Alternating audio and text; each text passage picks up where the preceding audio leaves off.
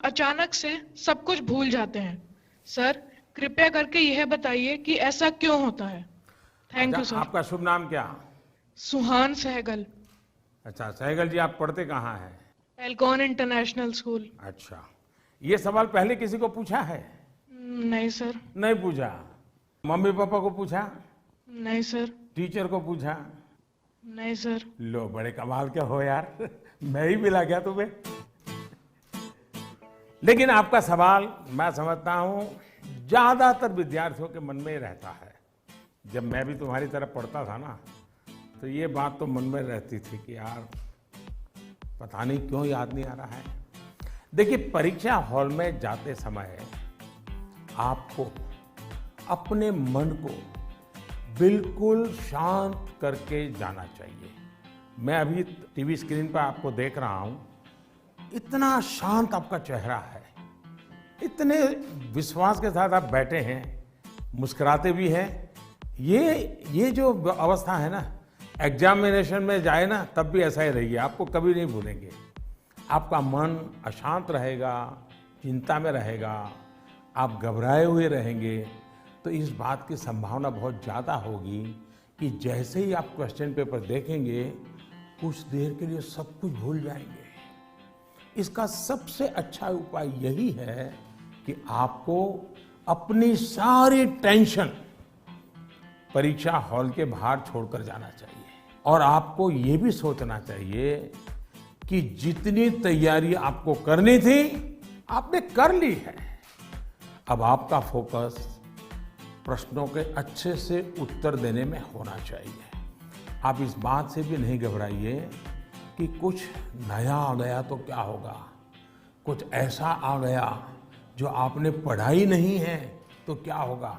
और मैं सभी को कहूँगा, परीक्षा के तनाव को कम करने के लिए बिना टेंशन लिए परीक्षा देने के लिए बहुत सारी एक्टिविटीज, बहुत सारे उपाय आपको एग्जाम वॉरियर बुक में दिए गए हैं।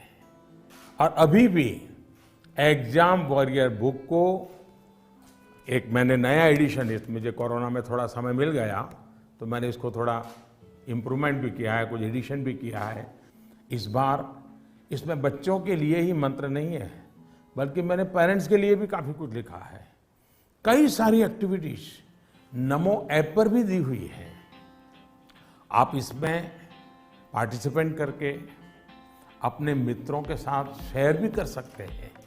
और मुझे विश्वास है, थोड़ा सा प्रयास कीजिए, मन में से निकल जाएगा और आपको पक्का फायदा होगा। और आपके साथियों, और मैं आपसे चाहूँगा कि आपको जब भी फायदा हो तो मुझे लिख करके दीजिए। एग्जाम वॉरियर पढ़ करके मुझे चिट्ठी लिखिए। लिखोगे ना? जी सर। वाह, शाबाश। Thank you sir. नमस्ते जी। मेरा नाम भारवी पोपट है। मैं गुजरात अहमदाबाद के ग्लोबल मिशन इंटरनेशनल स्कूल संस्कार धाम के कक्षा 11वीं कॉमर्स की छात्रा हूँ। श्रीमान, इस कोरोना काल में उद्योग, व्यापार, सरकार को भी तकलीफ आई होगी, लेकिन क्या आपने सोचा है कि विद्यार्थियों को क्या तकलीफ आई? सर, इस संकट को मैं अपने जीवन में किस रूप में याद रखूं? ऐसा लगता है कि हम छात्रों का एक साल निरर्थक हो गया हो। मेरी जगह आप होते तो क्या करते? आपका मार्गदर्शन हमें दिशा देगा। धन्यवाद। धारवी आपका छोटा भाई है? बड़ा भाई, छोटा भाई कोई है घर में? छोटी बहन है। हैं? छोटी बहन है सर। छोटी बहन है। अच्छा जी सर। छोटी बहन को ऐसे ही डांटती हो जैसे अभी कह रही थी? नहीं सर। है? ऐसे आंखें खोल करके बोल रही थी? अच्छा, साबरमती आश्रम पहले आई थी कि आज पहली बार आई? सर, फर्स्ट टाइम आई हूँ आज। फर्स्ट टाइम आई हो? कितने साल से अहमदाबाद में रह रही हो? 6 years सर। अच्छा, तो 6 साल से हाँ, रह सर। रही हो और आपको कभी मन नहीं कर गया कि भारत की आजादी का इतना महत्वपूर्ण स्थान, वहां कभी जाना चाहिए? आज तो सुबह से आ गए होंगे आप लोग। जी सर, बिल्कुल। तो आपने देखा क्या? आज सब चीजें देखी क्या? हाँ सर, देखी। मन को शांति का अनुभव हुआ? हाँ सर, बहुत शांति का अनुभव हुआ। देखिए, जा करके अपने संस्कार धाम के दोस्तों को भी कहो कि साबरमती आश्रम जाना चाहिए, और अपने परिवार और जी। मित्रों के भी कहो कि साबरमती आश्रम जाना जी, सर। चाहिए और वहाँ की शांति का अनुभव करना चाहिए। कुछ पल बिल्कुल, मौन, सर। कुछ पल मौन वहाँ बैठना चाहिए। करोगे? हाँ सर। अच्छा, अब आप चलिए, आपके सवाल पर आता हूँ। मैं तो एकदम से धार्मिक को उपदेश ही देने लग गया था। देखिए, आपकी बात बिल्कुल सही है। जहाँ तक कोरोना का प्रश्न है, मैं तो इसे इस रूप में देखता हूँ कि जो गलती आपने नहीं की, उसका खामियाजा आपको उठाना पड़ा। ये आपके लिए जीवन की एक सीख है कि कई बार जीवन में बहुत कुछ अचानक घटता है, अकल्पनीय घटता है, और इन घटनाओं पर आपका कोई नियंत्रण नहीं होता है। कोरोना में भी हम कह सकते हैं कि बच्चों का, युवाओं का जो नुकसान हुआ है वो बहुत बड़ा है। बचपन के लिए तो 1 साल का नुकसान बड़ी इमारत की नींव में एक खालीपन जैसा है। इस कमी को भरना आसान नहीं है।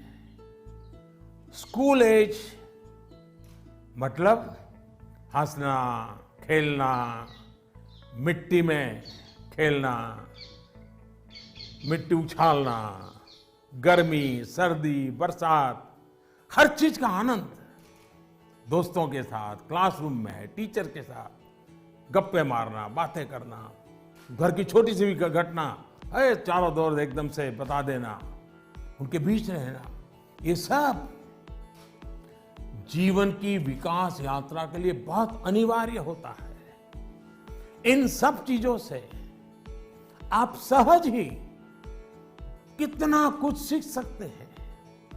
आपको भी लगता ही होगा, कोरोना काल के पहले का समय आप याद करते होंगे तो सोचते होंगे कि कितना कुछ मिस किया है।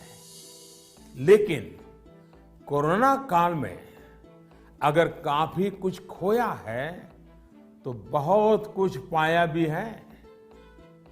कोरोना की सबसे पहली सीख तो यही है कि आपने जिस चीज को, जिन जिन लोगों को मिस किया, उनकी आपके जीवन में कितनी बड़ी भूमिका है, ये इस कोरोना काल में ज्यादा पता चला है।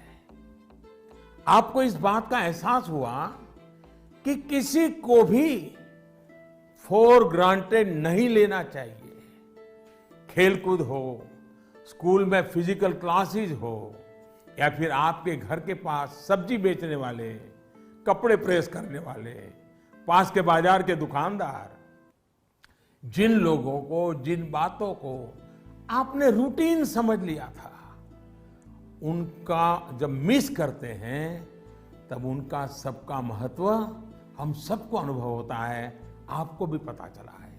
इसलिए इस दिशा में आपको लगातार जागरूक रहना चाहिए और लाइफ लॉन्ग इस लेसन को याद रखना चाहिए।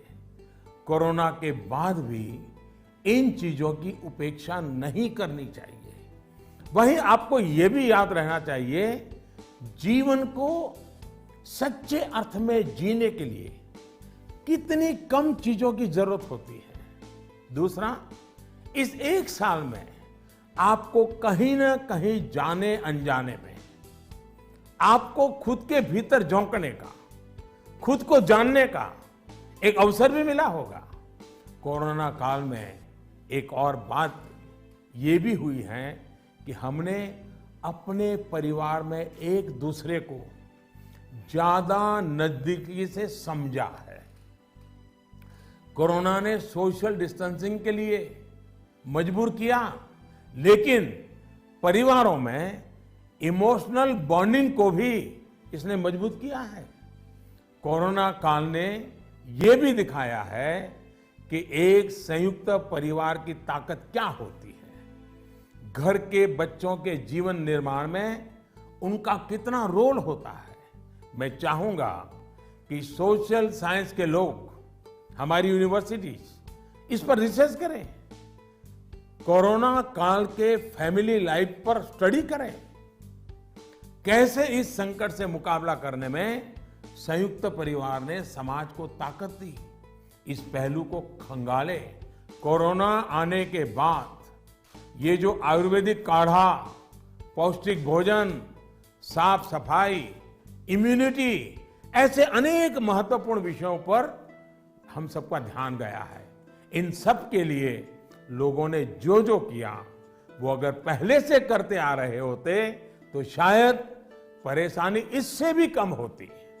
लेकिन अच्छा है, अब ये बदलाव लोगों ने अपने जीवन में शामिल कर लिया है और इसलिए मैं यही कहूंगा, ये बहुत बड़ी बात है कि परिवार के बच्चे ऐसे गंभीर पहलुओं पर सोच रहे हैं, बात कर रहे हैं।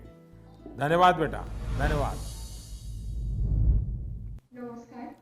প্ৰতি মাননীয় প্ৰধানমন্ত্ৰী মহোদয়, সকলো অসমবাসী ৰাইজৰ ফালৰ পৰা মই অভিনন্দন জ্ঞাপন কৰিলোঁ। माननीय प्रधानमंत्री महोदय, मैं कृष्टि सैकिया केंद्र विद्यालय IIT गुवाहाटी की 10वीं कक्षा की छात्रा हूँ और समस्त असमवासियों की ओर से आपको प्रणाम।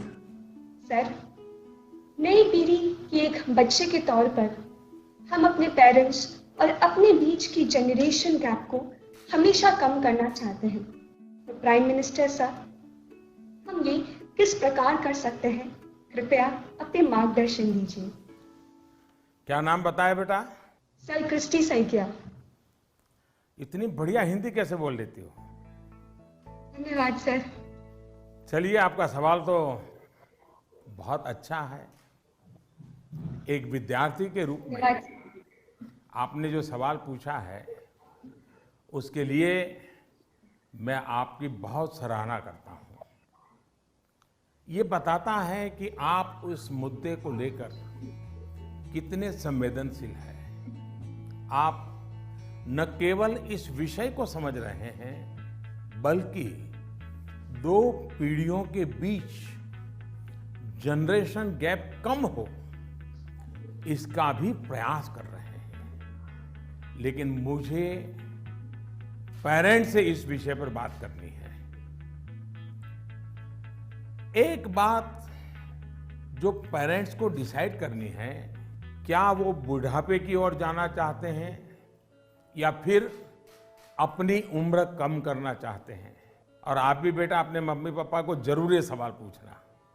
अगर पेरेंट्स बुढ़ापे की तरफ जाना चाहते हैं तो बेशक अपने बच्चों के साथ डिस्टेंस बना लें, गैप बढ़ाते रहें। अगर आपको नवजीवन की ओर आगे बढ़ना है, अपनी उम्र घटानी है, युवा बने रहना है, तो आप अपने बच्चों के साथ गैप कम कीजिए, क्लोजनेस बढ़ाइए। ये आपके फायदे वाला है। आप याद करिए, जब आपका बच्चा 1 साल की उम्र का था तो आप उसके साथ कैसे बातें करते थे? तब आप उसे हंसाने के लिए कैसी कैसी आवाजें निकालते थे। आप अपने चेहरे के भांति भांति के एक्सप्रेशन बनाकर कैसे उससे बात करते थे। ऐसा करते हुए क्या कभी आपने सोचा कि कोई देखेगा तो क्या कहेगा? कभी आपने सोचा कि लोग आपको ऐसा करते हुए देखेंगे तो ये कहेंगे ये कैसे चेहरे बना रहा है, कैसी आवाज निकाल रहा है?